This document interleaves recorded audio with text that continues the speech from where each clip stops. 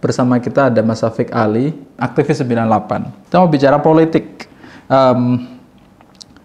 Sudah beberapa bulan, hampir setahun lebih ini Mas ya. Hampir setahunan kita ya, ada di situasi politik sekarang ya. Persiapan pemilu 2024. Mas, kalau melihat perkembangan situasi politik sekarang, misalnya bedanya dengan 2019 itu gimana Mas? Ya menyedihkan.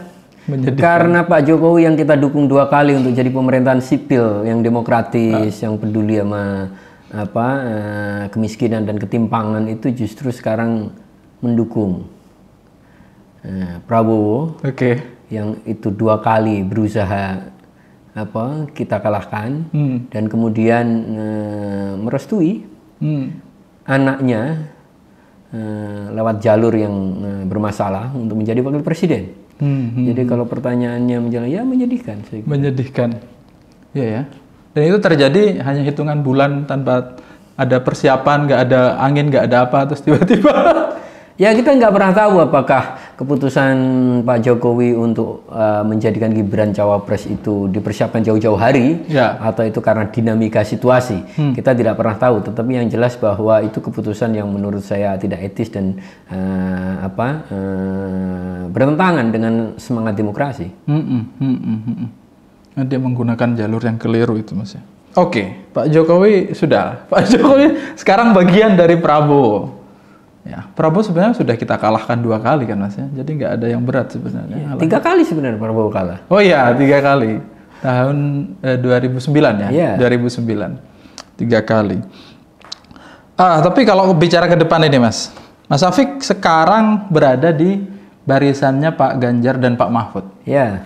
Kita pengen tahu ini Mas, alasannya apa? Kenapa seorang Syafiq Ali profil dengan demikian banyak, media, aktivis 98, jadi ketua PBNU, terus terpaksa ngambil cuti, ya kan, demi membantu Mas Ganjar dan Prof. Mahfud. Karena Prabowo masih pengen jadi presiden Indonesia. Oke. Saya aktivis 98, jadi saya mengenal cukup banyak perjalanan Prabowo ya. Dari karir dia sebagai tentara, Danjen Kopassus, menantu Presiden Soeharto, orang yang berkuasa selama 32 tahun dengan tangan besi, dan Prabowo adalah salah satu jenderal yang digunakan Pak Harto untuk menjalankan pratai tangan besinya. Yang paling nyata ya lewat penculikan aktivis.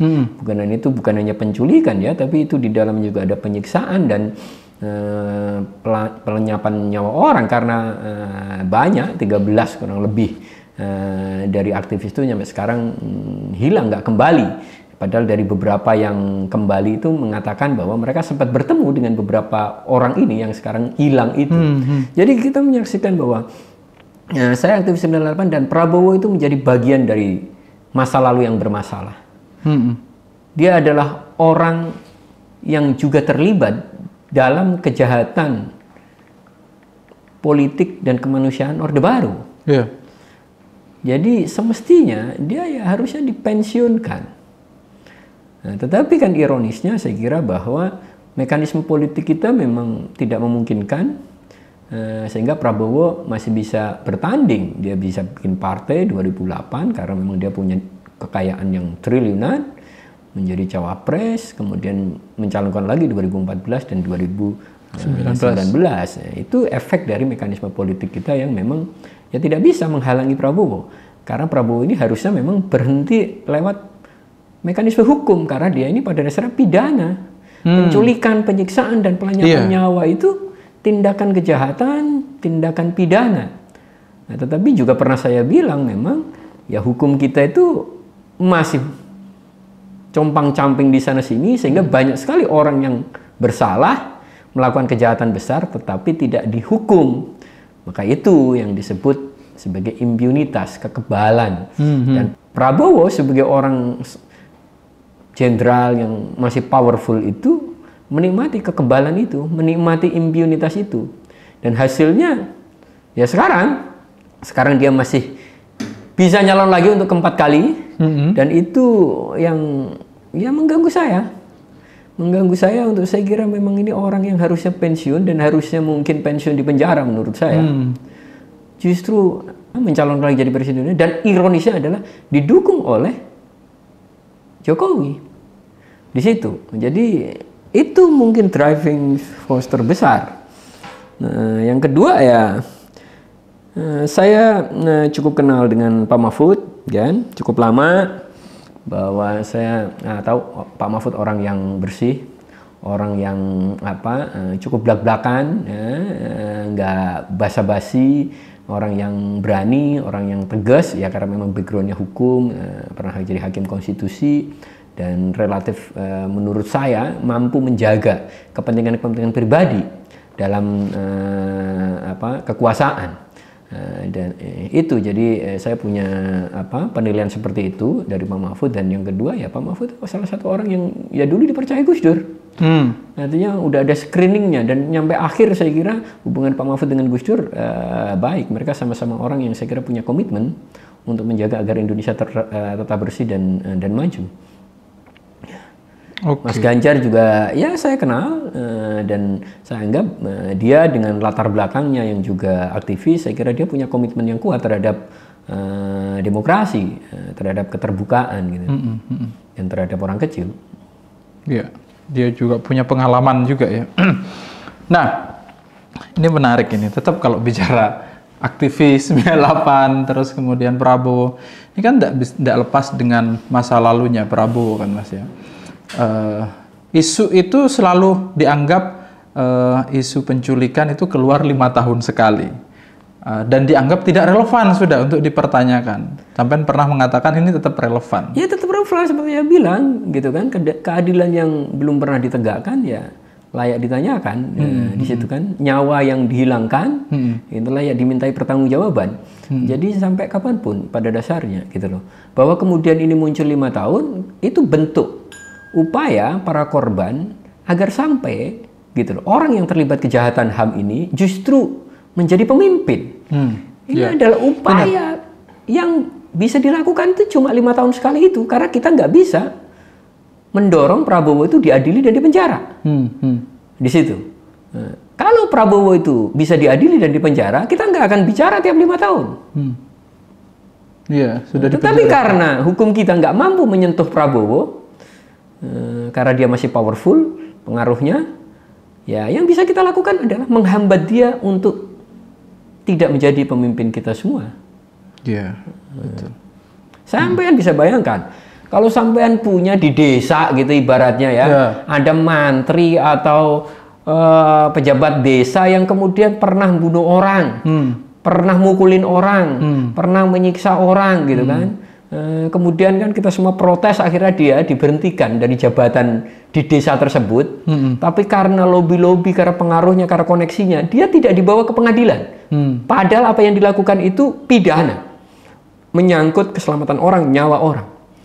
Nah, tapi karena koneksinya dia kebal, dia nggak bisa dibawa ke pengadilan.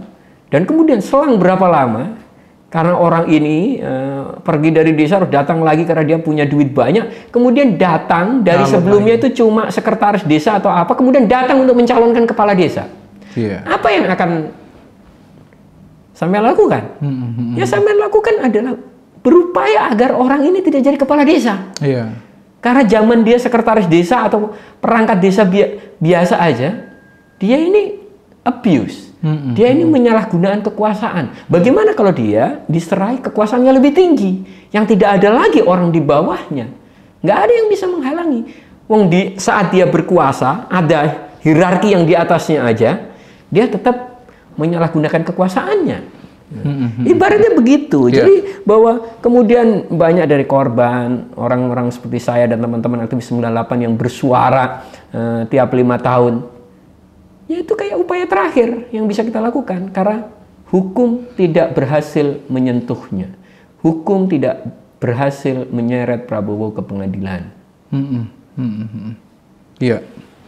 Jadi kata-kata tidak relevan itu keluar dari pendukungnya agar itu tidak disuarakan lagi, agar Prabowo berhenti dihantui. Ya kalau pendukung mengaitkan saya kira kan ada orang yang mungkin memang kesesem karena setelah merantau pulang ini Prabowo mampu tampil ini dengan uangnya, dengan citra dirinya yang mungkin berusaha diubah, atau memang orang-orang yang memang punya irisan kepentingan sama dia. Dia punya partai, artinya ada banyak sekali orang yang punya irisan kepentingan. Masa depan dia dipengaruhi atau tergantung dari Prabowo, sehingga mereka mendukung, sehingga mereka berusaha mengatakan ya ini isu 5 tahunan. Nah, tapi saya bayangkan gitu, kita bayangkan kalau mereka ini bagian dari korban, keluarga korban, kira-kira seperti apa? Di situ. Atau bahkan karena sekarang juga sebagian temen gitu kan yang dianggap aktivis juga mendukung di sana, kita ngomong bahwa keadilannya di mana? Gitu. Hukum harus tetap ditegakkan pada dasarnya di situ. Dan apalagi pidana, penculikan, penyiksaan, pembunuhan itu, bahkan seandainya keluarga yang bersangkutan memaafkan aja harusnya tetap diproses hukum. Ini bukan perdata, ini pidana kejahatannya Prabowo ini. Nah, jadi sikap korban atau keluarga korban pada dasarnya tidak banyak mempengaruhi proses hukumnya. Dia salah harus tetap diadili untuk salah. Nah, gitu. Bahkan walaupun keluarganya memaafkan atau kemudian ikut gitu karena ada irisan kepentingan atau berhasil di lobi atau apapun. Nah, proses hukumnya harusnya tetap jalan. Iya. Kalau Mas Syafiq sebagai aktivis 98, sebelum pindah ke topik lain, ada beberapa aktivis juga yang ada di sana kan. Melihatnya gimana, Mas? Ya, tentu ya saya sebenarnya ya tertawa aja. Satu ya memang ini udah 25 tahun, jadi mungkin feel-nya teman-teman tuh udah hilang. Yang kedua juga angkatan saya ini kan udah makin tua. Orang tua itu kan makin banyak urusan dan banyak kepentingan. Artinya faktor terbesar pengambilan keputusan itu seringkali bukan value dia, tetapi kepentingan dia.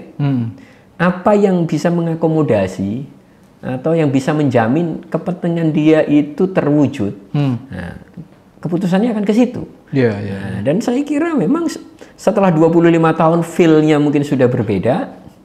Gitu. Saya melihat ya teman-teman memang merasa bahwa kepentingan atau karir politiknya dalam tanda kutip bisa lebih terjamin kalau dia mendukung Prabowo yang hari ini kebetulan didukung oleh Jokowi. Karena kan banyak teman-teman saya ini dulunya kan Jokower. Dulunya Jokower, kemudian karena Jokowi mengambil posisi di situ, apalagi menempatkan anaknya sebagai presiden, kan kemudian teman-teman juga terpengaruh oleh itu, apalagi dia posisinya presiden, jadi powerful. Jadi sangat powerful. Kita harus mengakui bahwa Jokowi efek ini besar, sehingga memengaruhi apa orang yang dulu dianggap bermasalah oleh teman-teman, gara-gara Jokowi kemudian dianggap nggak bermasalah. Jadi seolah-olah Jokowi ini bisa menentukan baik buruknya sesuatu, hitam putihnya sesuatu. Bisa menghapus dosa. Dulu zaman teman-teman, iya biar menghapus dosa. Dulu zaman teman-teman ini masih ada di posisi Jokowi melawan Prabowo. Bisa dicek semua statementnya. Mau Budiman, mau siapa bisa dicek semua di sosmednya masing-masing. Tapi tiba-tiba gara Jokowi ke sana, tiba-tiba Prabowo jadi putih. Gitu. Yang nggak tahu siapa yang akan bertanggung jawab seperti itu kan, penilaian seperti itu. Tapi yang kedua juga ada faktor memang ya irisan kepentingan. Irisan kepentingan, sebuah tindakan yang rasional ya, rasionalis instrumental ya. Jadi di mana bahwa bergabungnya Jokowi dan Prabowo ini mungkin dianggap bisa dipastikan mereka akan memenangi Pilpres. Nah gitu kan. Artinya itu ada sebuah pilihannya dianggap rasional berdasar kepentingan. Di situ. Karena dengan bergabungnya Jokowi ke Prabowo dan anaknya di situ dianggap pasangan nomor 2 ini unstoppable. Mereka lupa bahwa Soeharto dulu itu pada dasarnya juga nyaris tidak mungkin dipaksa turun. Nggak ada orang yang berani men-challenge Pak Harto. Nyampe bulan Maret tidak ada orang, tidak ada demo-demo di jalan raya, toko-toko. Ya ini bulan Maret awal belum ada. Tapi ada dinamika politik sedemikian rupa yang terjadi selama April, Mei, yang kemudian memaksa Pak Harto untuk turun. Di situ orang seperti saya tidak mendukung karena orang itu akan menang. Gitu kan. Saya mendukung karena saya anggap ya orang ini yang terbaik. Dalam perspektif saya. Perspektif saya apa? Ya satu demokrasi. Kan? Demokrasi adalah pemerintahan yang berpihak pada rakyat. Bukan berpihak pada dirinya sendiri. bukan berpihak pada oligarki kecilnya sendiri. Kemudian pemerintahan yang menghormati kemanusiaan, pemerintahan yang peka dengan kesenjangan, ya, dengan mereka yang tertinggal di belakang, yang miskin. Di situ, itu value saya, dan saya menganggap ya value saya itu lebih memungkinkan untuk terwujud jika yang memimpin adalah Mas Ganjar dan Mahfud. Oke. Di situ. Siap. Nah, sekarang ada isu menarik nih, Mas. Silakan diminum. Jadi Mas Syafiq ini kan orang yang kenal Prabowo karena dari 98 sering main bareng di jalan. Terus kemudian Mas Syafiq ini muridnya Gus Dur, sering bersentuhan dengan Gus Dur pada masanya. Ada isu yang sudah dibantah sebenarnya oleh Mbak Yeni bahwa Gus Dur itu memprediksi Prabowo akan menjadi presiden. Tidak ada memang itu. Carikan saya video atau rekaman suara yang mengatakan bahwa Gus Dur meramalkan Prabowo jadi presiden. Itu tidak ada, itu hoax.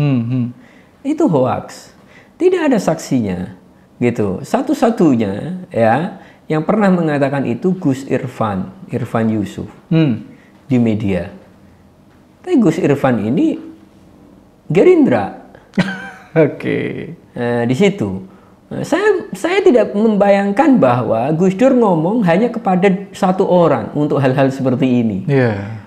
Gus Dur tuh kalau ngomong biasanya ya sahabatnya ada banyak di situ. Kalau sesuatu yang dia anggap memang itu perlu dia sampaikan gitu, biar diketahui oleh orang lain, pasti akan disampaikan di sahabat-sahabatnya, di teman-temannya, di kita-kita istilahnya. Tidak ada orang yang pernah mendengar. Bahkan yang Mbak Yeni aja kan nggak pernah mendengar. Gitu loh. Untuk sesuatu yang seperti itu. Nah, jadi itu. Nah, jadi nggak ada Gus Dur tuh meramalkan Prabowo menjadi presiden di masa tuanya, itu hoax menurut saya. Lebih jauh dari itu, kalau melihat hubungan Gus Dur, NU, dan Orde Baru itu? Iya, saya kira ya hubungan NU Orde Baru, kita tahu bahwa Orde Baru bertahun-tahun berusaha memarginalisasi NU.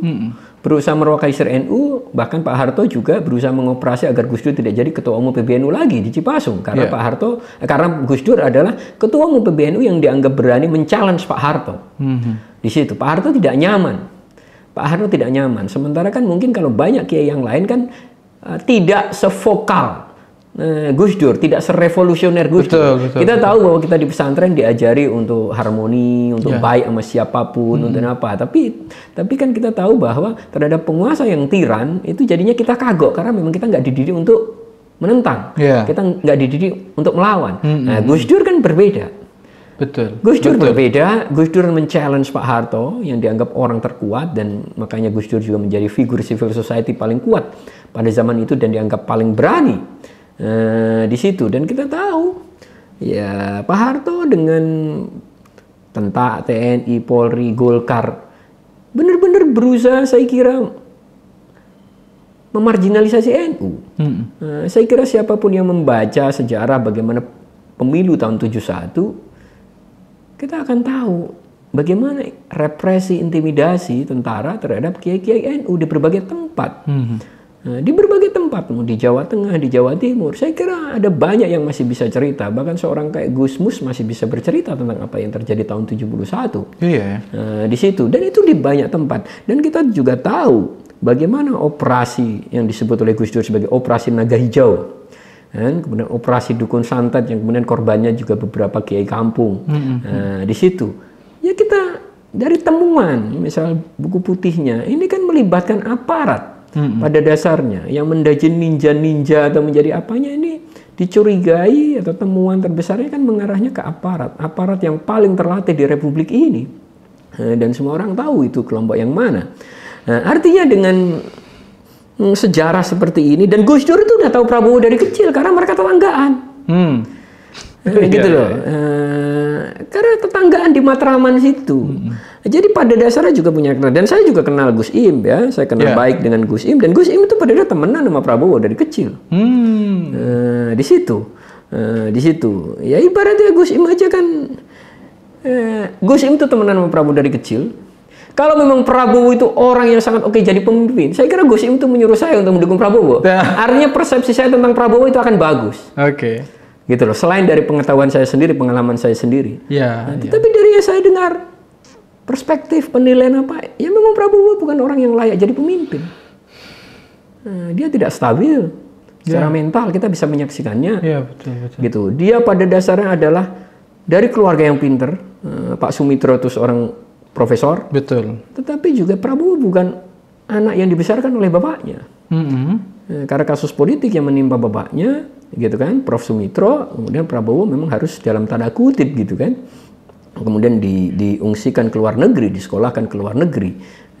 Balik ketika Pak Karno sudah jatuh oleh Pak Harto, baru Pak Sumitro kemudian balik lagi dan dijadikan menteri oleh Pak Harto, sehingga dan Prabowo juga balik lagi ke Indonesia. Artinya kita bisa menyaksikan memang dengan masa lalu yang seperti ini memang sangat mungkin jika Prabowo itu dalam tanda kutip punya masalah. Jadi dengan masa lalu NU dan Orde Baru, Gus Dur, Ketua PBNU, Prabowo bagian penting, bagian inti ya dari Orde Baru itu. Sangat sulit membayangkan Gus Dur itu seolah-olah. Ya tidak lah.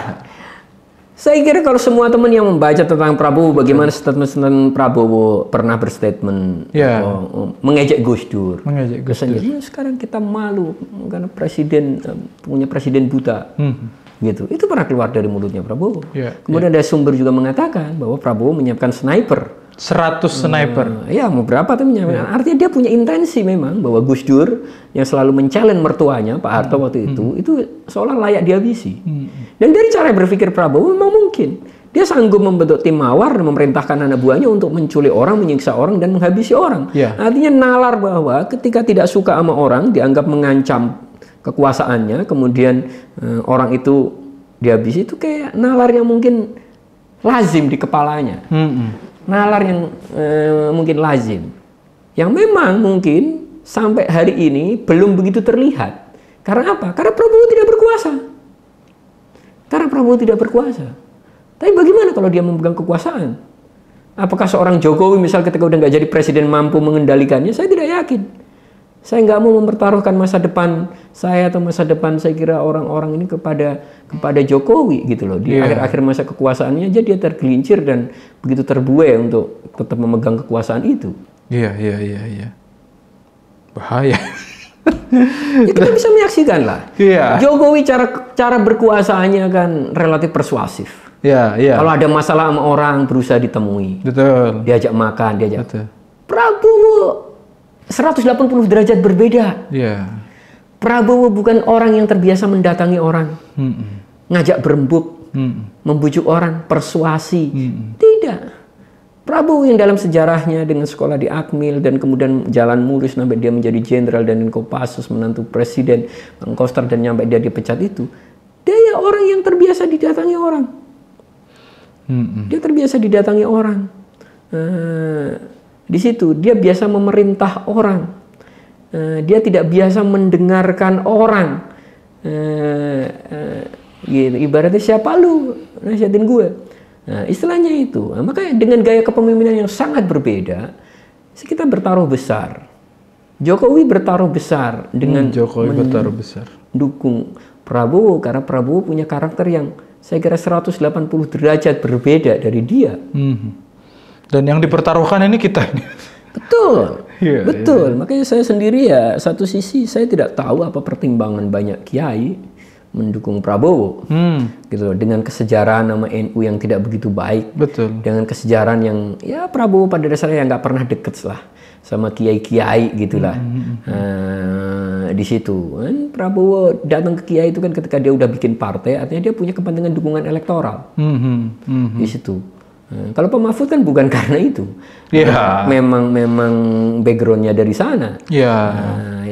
Jadi Prabowo kan berusaha mendekati kiai sejak dia punya kepentingan politik. Sebelum itu kita cek apa ada nggak. Saya kira Prabowo berdiri di posisi yang berseberangan dan penmusuhan dengan kiai-kiai, dengan NU pada zaman dulu. Di situ. Tapi ya tadi kita semua kan memang gampang lupa. Kita nggak pernah belajar dari sejarah. Nah, gitu. Sampai itu baru terbukti nanti kemudian kita merasa menyesal. Padahal kita udah tahu dia dari dulu memang begitu. Kecuali orang yang kita nggak tahu dulunya memang oke, kemudian tergelincir. Itu mungkin, namanya manusia berubah.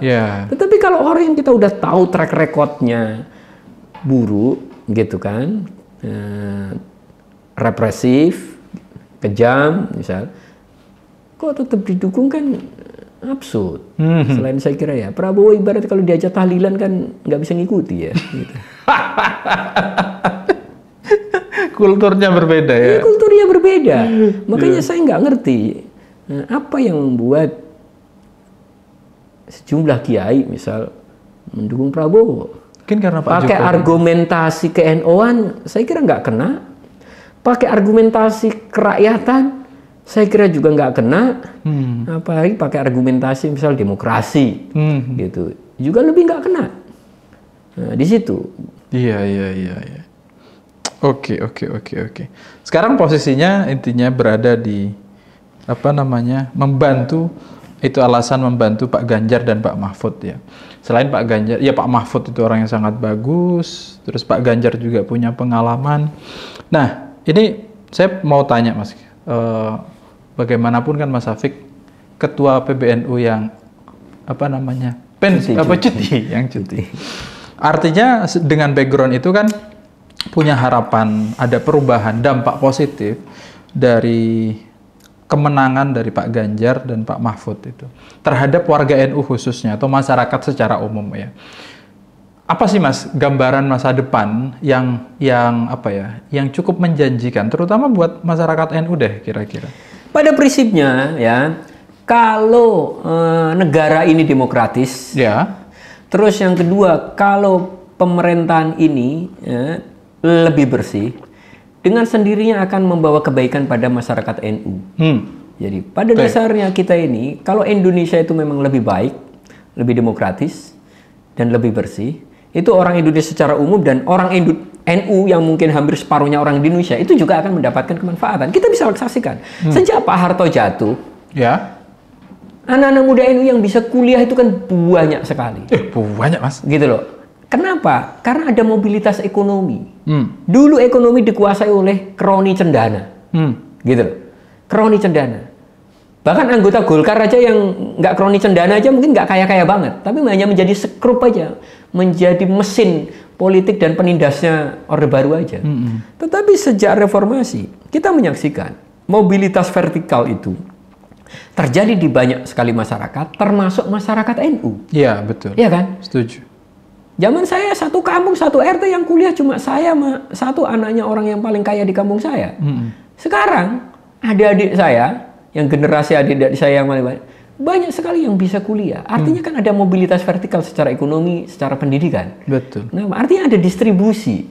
Distribusi dimungkinkan apa? Karena ada demokrasi, nggak ada sentralisasi, nggak ada monopoli, nggak ada KKN. Orde Baru dulu bertahun-tahun tersentralisasi, termonopoli karena faktor KKN. Gitu. Indonesia ini 250 juta lebih, 270-80 juta. Kalau KKN artinya kan cuma berapa keluarga. Nah, kita nggak pengen, makanya kita prihatin dengan kemudian tren gitu ya, KKN yang muncul di era akhir kekuasaan Jokowi. Di situ kan, dengan nepotisme, dengan dianggap sebagai membangun politik dinasti. Mungkin di level desa oke lah, di level kecamatan, tapi ini di level negara. Betul. Di level negara yang menguasai aset sekian triliun di Republik ini. Jadi kembali ke pertanyaan, kalau Indonesia demokratis, otomatis akan ada distribusi, ada pemerataan. Karena nggak ada konsentrasi kekuasaan, politik, kekuasaan ekonomi, gitu kan, di tangan satu kelompok. Otomatis warga NU juga akan dapat. Yang kedua, kalau pemerintahnya bersih, korupsinya bisa ditekan, artinya anggaran itu juga akan bisa dinikmati lebih banyak orang lagi. Setuju. Karena saluran-salurannya sudah terbentuk karena efek demokrasi. Nah, kalau korupsinya rendah, trickle down efeknya yang bisa ngalir ke rakyat, ke bawah, termasuk ke warga Nahdien, juga akan lebih banyak atau lebih besar. Nah, sekarang ini saluran-saluran ini sudah ada, tetapi karena korupsinya makin tinggi, artinya ketika ini ngalir ke bawah, ini bocor. Nah, korupsi ini kan bocor di dua sektor, di sektor pemasukan, pajak, orang nggak bayar pajak, Ya. gitu kan, penggelapan pajak, gitu kan, ada keuntungan BUMN dikorupsi, harusnya untungnya 100 miliar distorin cuma 30 miliar, nah, misal kayak gitu, itu kan bocor dari sisi pemasukan, ini dari pengeluaran, dari program yang ke bawah, bocor lagi, nah, artinya akhirnya yang nyampe ke rakyat itu sedikit, yang nyampe jadi program pembangunan, entah infrastruktur, entah riset atau apapun sedikit. Tapi kalau pemerintahannya bersih, kebocorannya itu bisa ditekan, otomatis kan lebih gede. Iya. Nah, dan dalam konteks ini saya kira di antara kandidat, ya Pak Mahfud paling mungkin untuk mewujudkan itu. Orang mengatakan bahwa hukum masih bermasalah, padahal Pak Mahfud Menko Polhukam. Tapi Pak Mahfud punya atasan, yaitu presiden. Ya. Sementara presidennya perspektifnya pragmatis.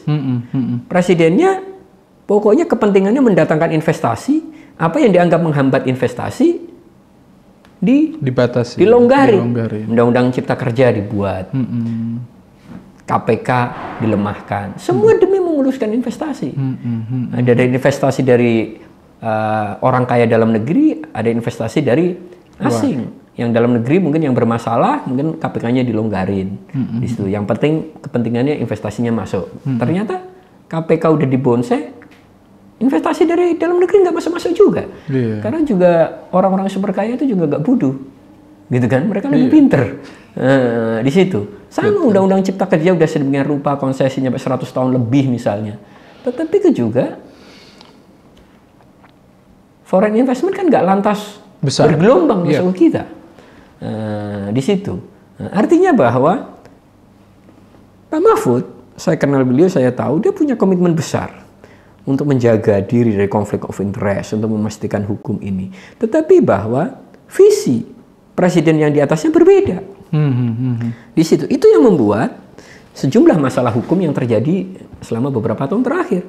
Karena memang Pak Jokowi ini sangat pragmatis. Ya. Dia sanggup mengorbankan hukum demi gelontoran investasi. Yang sayangnya hukumnya udah dikorbankan, investasinya yang diharapkan nggak dapat juga. Gitu. Artinya kalau ada keberadaan Pak Mahfud ini sangat menjanjikan untuk perbaikan hukum, pemberantasan korupsi, yang itu berarti uang itu akan terkumpul lebih banyak dan bisa terdistribusi lebih jauh. Iya betul, kita kaya. Kita unit usahanya ada banyak sekali artinya. Dan kenapa saya juga percaya? Karena dari awal ketika Pak Mahfud dipanggil Bu Mega, Pak Mahfud memang diserai untuk urusan yang terkait hukum. Artinya dia diberi wewenang. Bukan sekedar istilah ban serep, tapi ban belakang, bukan ban serep. Mobil nggak bisa jalan kalau cuma pakai ban depan, ban belakangnya enggak. Walaupun dia mesinnya penggerak roda depan, artinya ya, yang menggerakkan pada dasar roda depan karena terhubung sama mesin, roda belakang itu pada dasarnya ngikut. Tapi Pak Mahfud ini ibaratnya roda belakang, bukan ban serep. Dan itu dinyatakan oleh Bu Mega ketika memanggil pertama Pak Mahfud, ketika mau diminta untuk mendampingi Mas Ganjar, bahwa terkait hukum itu nanti akan diserahkan wewenang atau otoritasnya Pak Mahfud. Itu yang diceritakan ke saya dan teman-teman. Artinya Bu Mega juga punya kesadaran itu, bukan sekedar menjadikan Pak Mahfud itu kesannya untuk ban serep atau apalagi sekedar kepentingan elektoral. Kalau kepentingan elektoral mungkin yang dipilih mungkin bukan Pak Mahfud. Pak Mahfud nggak punya partai, betul, nggak punya mesin politik, kan yang bantuin kita. Di situ kan kalau Bu Mega pengen semata-mata elektoral, ya mungkin dia akan nyari calon yang punya mesin politik, punya partai. Nah, tetapi kan Bu Mega memilih Pak Mahfud, saya menganggap bahwa Bu Mega punya pertimbangan yang saya kira memang ideal untuk Indonesia ke depan. Bahwa problem kita itu hukum, dan Pak Mahfud itu orang yang mengerti hukum dan orang yang lugas, yang tegas, ya, yang cukup berani karena memang dia tidak punya banyak konflik of interest. Sekarang kalau kita cek anak-anaknya Pak Mahfud semua berkarir swasta. Ada yang masih kuliah di luar negeri, ada yang jadi dokter gigi, ada yang jadi dosen. Nggak ada yang ikut-ikutan politik atau bisnis nebeng bapaknya, nggak ada. Dan Pak Mahfud memang dilarang, nggak boleh. Dulu anaknya Jokowi juga agak begitu kesannya itu. Iya makanya. Artinya kan Jokowi berubah, kekuasaan mengubah dia. Kekuasaan mengubah dia atau anaknya yang memang berkepentingan dan kemudian bapaknya nggak sanggup menahannya. Kita tidak pernah tahu. Nggak pernah tahu. Nah, karena kekuasaan itu memang menggoda. Makanya pentingnya demokrasi itu di situ. Pentingnya demokrasi itu di situ. Kritik, kontrol, check and balance, kan? Nah, itu di situ. Nah, demokrasi itu agar hal seperti ini tidak terjadi. Agar orang kalau KKN itu nggak didukung orang. Nah, seperti itu. Nah, tapi kan kita nggak tahu bahwa demokrasi ini memang berhasil ketika masyarakatnya juga memang punya kesadaran atas hukum. Punya kesadaran atas hak asasi, punya kesadaran atas good and clean governance atau good governance. Nah, itu. Tapi ketika masyarakatnya nggak punya kesadaran atas itu, ya memang demokrasi ini, ya pokoknya sekedar suara mayoritas. Apakah yang mayoritas itu mewakili semangat demokratis atau semangat pemerintahan yang bersih atau semangat yang pro kemanusiaan? Belum tentu.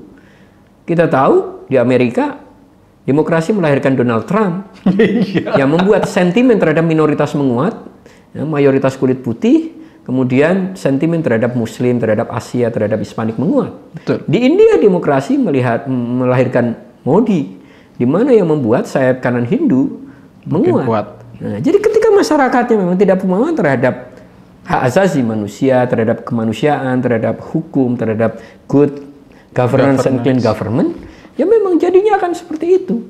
Nah, saya tidak tahu Indonesia akan seperti apa. Makanya kita semua yang wajib memastikan bahwa masa depan Indonesia itu juga pada dasarnya hasil dari jerih payah kita juga. Ya, walaupun betul. itu tidak bisa dikatakan jerih payah satu orang. Betul. Ini negara dengan 280 juta, artinya nasibnya tidak semata di tangan kita.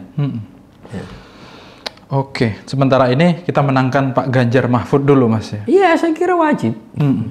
Saya kira jika saya ini udah pengen hidup santai pada dasarnya. Slow living ya. Iya, slow living. Saya sebenarnya udah pengen hidup santai, tetapi ya absurdnya adalah di ujung kekuasaannya Pak Jokowi menurut saya mengambil keputusan-keputusan yang bertentangan dengan semangat awal dia ketika berkuasa. Iya. Dan di 2024 ternyata Prabowo yang harusnya juga udah pensiun lebih duluan daripada saya, ternyata masih ngotot menjadi presiden. 72 tahun loh Mas Prabowo. Makanya akhirnya ya sudah. Saya kira itu yang membuat saya gagal untuk pensiun di Oke, siap Mas Afik, terima kasih Mas. Nanti kita lanjut di pembicaraan yang lain. Sementara itu, tanggal 14 Februari 2024 kita pilih Pak Ganjar Mahfud. Oke.